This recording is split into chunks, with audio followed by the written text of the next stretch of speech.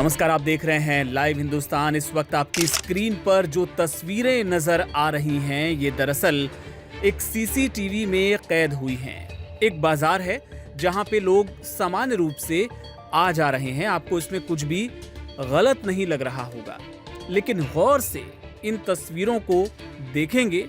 ये जो लाल घेरे में आपको हम दिखाने की कोशिश कर रहे हैं, अपनी नजर वहां पर रखिएगा तो आपको ये समझ आएगा कि इन तस्वीरों में एक घिनौनी हरकत, एक नीच हरकत कैद हुई है और वो भी एक बुजुर्ग शख्स द्वारा की गई।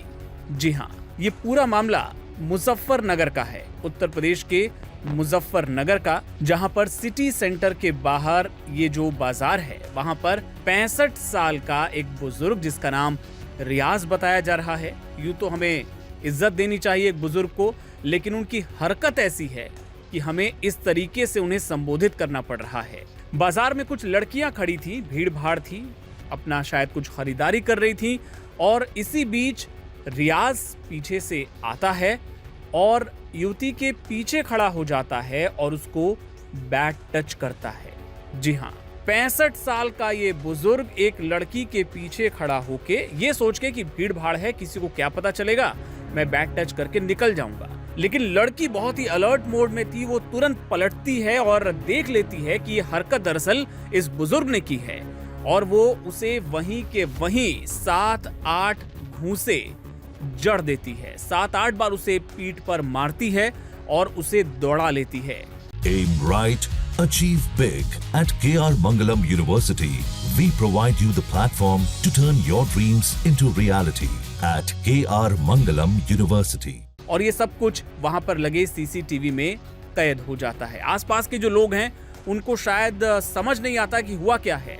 और आप सोचिए, अगर ये जो हरकत इस बुजुर्ग ने की है, अगर वो सीसीटीवी यहाँ पर नहीं होता तो क्या ये साबित कर पाना संभव होता? लड़की अगर आरोप लगाती तो क्या कोई इस बुजुर्ग पर शक करता? क्या कोई इस बात को मानता कि इस तरह की हरकत की गई होगी?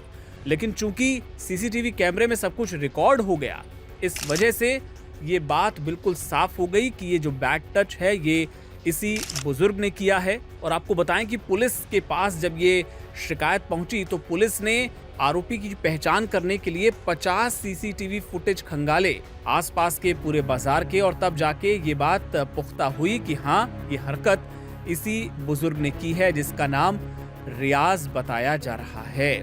और उसके बाद जो कुछ हुआ वो और दिलचस्प है। जी हाँ, इसके बाद इस बुजुर्ग का एक वीडियो पुलिस ने जारी किया है और इस वीडियो में ये शख्स अपना हाथ हिलाता हुआ नजर आ रहा है। ये हाथ टूट चुका है, वही हाथ जिससे इस बुजुर्ग ने लड़की के साथ छेड़छाड़ की थी।